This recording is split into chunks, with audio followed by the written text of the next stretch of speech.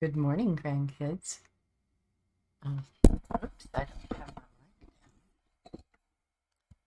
Good morning, grandkids. Um, Today we're ready to read another chapter of The Young Wizard Dorkly, and this is chapter 42. Dupree left the palace and went to find Bonester, knowing that Bonester was one he would want helping and leading him on this mystery adventure for the king. When he entered the streets of the city, he decided to see if the major was out and about anywhere before going to seek him out in the barracks. He soon saw him at an outdoor table with two other military people having a drink. They had warm cloaks on as the weather had started turning chilly. As he approached, Bonester looked up. "Well, hey, Prince Dupree, what's brought you out on this cloudy day?" he said as he looked up at the sky. "You might get wet out here, I think. It's going to rain." Bonester smiled. "Want to sit down, have a drink with us?" "I'm afraid there's no time. I need your service in helping me get a job done for the king. Also, pick out a couple of your best people, guards or military, to go with us." During this, Bonester had promptly stood up, all business. "This is about a woman who's been seen following William and Othello around. Othello is home, sick with her pregnancy, and William has went out without a word about where he was going or why. So far, we've had little success in finding out anything, and now the king wants me to take charge of some men and do a better surveillance on William without him suspecting. I really need you with me on this." Bonester said, "I'll be happy to be of service to you, Prince Dupree. I already think I might have a good idea if you agree." He turned to who was still sitting at the table and said, "This couple are two of my best officers, and I often use them for such work." Out of uniform, they could just be a couple of shoppers milling around in the crowd, listening and watching to see what they can pick up. Military, too near to William, might cause him to get suspicious if something underhanded truly is going on. But then a couple of guards could be kept on hand at a distance, of course, to be available if needed. How does that sound? "Sounds like a plan to me," and Dupree turned to look at the couple. Bonester introduced him. "This scrawny runt," he said with a laugh, "is Lieutenant Stephen Murdoch, and this lady is his wife, Lieutenant Candace Murdoch." They shook hands with Dupree as they stood up from the table. Bonester kept on talking. "Go to the barracks and tell them I said to give you major's uniform. Can't be having a king's son any less than a major, and have someone there make it official. And also, meanwhile, I'll bring these two up to date about what's going on. I'll get them on surveillance right away. When ready, meet me back here." Dupree nodded and hurried off toward the barracks, dodging a few dribbles of rain and picking up Sergeant Gable along the way. Sergeant Gable hurried along to keep up and asked, "What's up?" "We, my good man, have a job to do, the first big job that the king's given me. And we," he pointed a finger at Gable, then himself, "are going to make my father proud. Gable, you've been more a friend to me than just a sergeant. We're going in this together, and I'm going to be relying on you." "You got it, sir." And Sergeant Gable saluted with a smile, then said, as I asked, "What's up?" They both laughed as they hurried on while Dupree explained. During this time, King Conley had sent for his longtime friend, Major Farthington.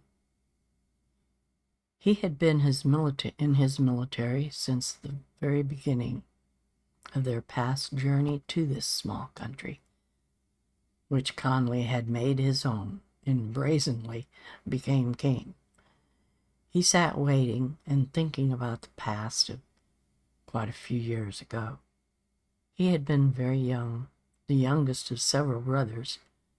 They would all be looking forward to gaining their father's throne on the main continent someday in the future. Conley knew that it would never pass down to himself. Finally, his father had given him his inheritance, ships, and some military men, and told him to take off and find a life for himself. He had never returned or communicated with anyone there since then. He sighed and looked up as Major Farthington hurried in. "Ah, good you made it, Vanrys." He smiled up at his friend, the man in charge of their military. "Sit down, let's drink and talk. Been a while." Major Farthington was a short, stout man, rather stiff and austere, but he had a smile in his dark brown eyes. He walked on into Conley's sitting room at the side of the court, gave a quick dip of his head, and sat down at the table with Conley. "Well, my good lord," he smiled, "may I have some of whatever you're drinking?" He smiled.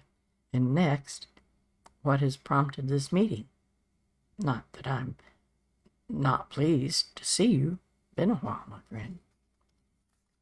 "You're right," Conley smiled. "We're going to have to get to organize a hunting trip one of these days before winter ever gets here. It's a long time since we've been out and bagged us some wildlife." They sat relaxing. The Major gave a sidelong look at Conley and said, "What's really on your mind, Conley?" he said, turning and squinting his eyes at him. "You have that worried look on your face." "Okay, let's get right to it then," Conley said. "I'd like to talk with you about my daughter's husband, William. I know that he is a distant relative of yours, and I need to know as much about him as you might know. I should have done this before they got married. I'll tell you more about what's going on later. Right now, I need to get as much information about him as possible." "Okay," Vanrys said as he sipped at his drink. "Do you have questions? Or do you want me to just shake out my brain and see what's there?" He raised his eyebrows at Conley. Conley laughed. "Just anything you know about him. I wouldn't even know what questions to ask." The Major got up, placing his hands behind his back while looking down in deep thought. Striding over to the fireplace, he gazed into the fire. "I remember him coming over here from the mainland only a couple of years ago." He looked back at Conley.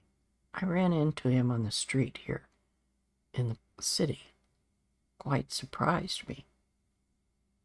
He turned back to the fire, resting one hand on the mantel. "We chatted a few minutes, and he hurried on his way. I remember wondering why he was on this continent and why here in Blue Spire instead of one of the smaller villages up the coast." He walked back toward the table and sat down, picking up his drink. He crossed his right foot over his left knee and settled back. "When we were all back on the mainland, I wasn't really around his family much. But one thing I do remember was that when he got into his teens, he was just like most the boys at his age, in and out of trouble. They should have stuck him in the military, but they didn't. At some point, since I've been here. I did hear that he had spent a few months in jail. Don't know if there's anything to that or not. He looked at Conley. I could certainly send someone over there, do a little digging around if you want. Just knowing that he isn't quite the upright citizen he's been trying to make everyone think he is may be enough for now. But maybe you could send someone back home, just to ask around about him, undercover like, Conley said. Well, I can certainly do that, and started to get up. But Conley reached over and tapped his hand. Why don't you stick around and have a bite to eat with me? Talk about good old times for a while. So they're good friends, and I think Conley sounds like he might be a little lonely and just wants to visit. But Major, what's his name? I'm so bad. What's his name, guys? Anyway, the Major. Sounds like a serious enough guy, even though he is sitting here leisurely enjoying his time with the king. So when we come back next week, we'll find out what happens after this. So thank you for being with me, for listening to the story. I hope you enjoyed it. And I will see you next time. Bye-bye, grandkids.